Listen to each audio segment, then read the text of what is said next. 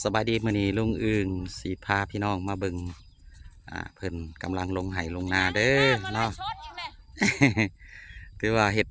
เขาแบบแถวนี้เขาจะเห็ดนาแบบเข้ากันเนาะแต่ว่าเขาสิกินเนาะเป็นสีดงัว2 ตัวเนาะพี่น้องดำเป็นถงเนาะอืม อันนั้น5,000ดึงเลยลุงอึ่งมาขายอยู่พี่เด้อทางเขตนอกพี่เด้อพี่น้องเนาะเพิ่นกำลังสิลงไห่ลงนาแบบว่านาหวานพี่น้องเนาะหักกินงัวได้พี่น้องไอ้กินงัวได้เนาะนาหวานเนาะมาให้เห็นบรรยากาศเนาะเนาะอยู่ลุ่มพุ่นเลยเนาะงัว2 ตัวพี่น้องเนาะแถวนี้ส่วนหลายเขากะสีเห็ดนาหวานเนาะนาหวานเนาะไล่ไปโนดชาเอ้ยลุงตัวที่เบิ่งไล่ชุดจะมีพวกดำแหละก็ลกก้าพร้อมเนาะแล้วแต่เดือน1 2 3 คนแต่ว่าพูดซีนกับสีแบ่งตามลายบุคคลเนาะผู้สาวซ้ำน้อยกำลังซื้อนะก้ากา6 ตาพี่น้องเนาะถือว่าดำให้แล้วมือเดียวเลยพี่น้องเนาะพุ่นอยู่ลุมพุ่นเนาะ10 30พอดีไปลงดำนาเงินทอนไม่ต้องเอา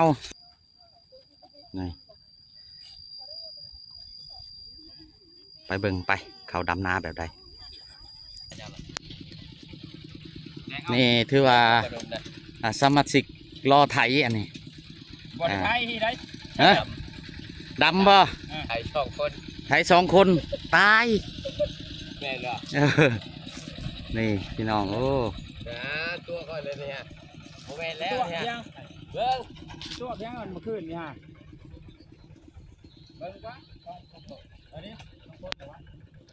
เกียมพี่น้อง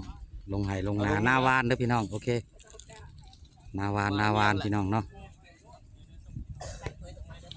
หน้าวานจ้ะวะนวันจักโตงัวนี่โอ้งัว2 ตัวโอ้ของพ่อใหญ่เนาะแมนบ้านกุดแขน้อยสรุปเพราะว่าเคยสรุปคูปีเคยเห็ดคูปีเนาะตัว1ปีนี้แต่ว่าเอาขึ้นดีให้เป็น2 ตัวโอ้ก็เดี๋ยวนั้นซะปรับอาหารขึ้นไปน้ำหน้าพอเอ็นบ้านกุดแขน้อยเนาะผู้ใดสนมกสนใจก็มาได้เด้อเป็นยังงัว2 ตัวเนาะ2 ตัวมานี่โอ้หลายคนจดคนก่อนแม่บอกว่าล้มไม่ตกเอาบัญชีมาให้แล้วก็จดคนตายจดไปเรื่อยๆกล้าว่า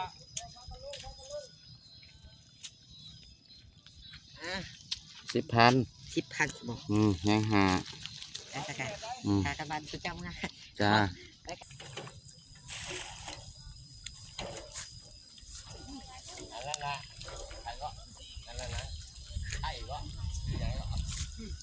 ส่วนวัคซีนนะวันนี้ลาวานเนาะของพี่น้องบ้านกุดแขน้อยเนาะคือว่างัว2 ตัวมาได้พี่น้องเนาะตอนนี้กำลังขุนเขียวเลยกำลังลงพี่น้องเนาะคือว่าแล้วให้มันแล้วเนาะมื่อนี้เนาะหน้าทงใหญ่เติบได้พี่น้องเนาะงัว2 ตัวเนาะเพิ่นกาไถ2ขาด2เนาะนั่นรถพ่อใหญ่อื่นจอดอยู่คุณเนาะคือว่าหลายคนเติบพี่น้องเนาะเพิ่นกำลังปักดำเนาะมาอยู่ใกล้เนี่ยมาอยู่ใกล้ๆผู้บ่าวติกำลังเลยพี่น้องจุบจับเนาะมาให้เห็นบรรยากาศเด้อพี่น้องเนาะนี่เห็นว่าพี่น้องเนาะกำลังเลยเนาะพอกันใหม่เด้อพี่น้องในคลิปหน้าเนาะอย่าลืมฝากกดไลค์กดแชร์ฝากเป็นกำลังใจในเด้อเนาะบ่าวสวรรค์และก็ทางเฟซกระเจียวมากอกเด้อพี่น้องเนาะขอบใจสบายดี